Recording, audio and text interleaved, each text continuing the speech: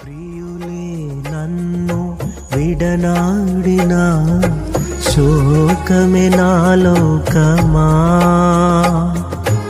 అనాథగానే మిగిలానే నా కథ ముగిసినదే నీ కుడి చేతిలో ఉంచగనే బెన్యామీను వంతుగా మారే ఐదంతలాయే నా భాగ్యము విధిరాతనే మార్చే నీ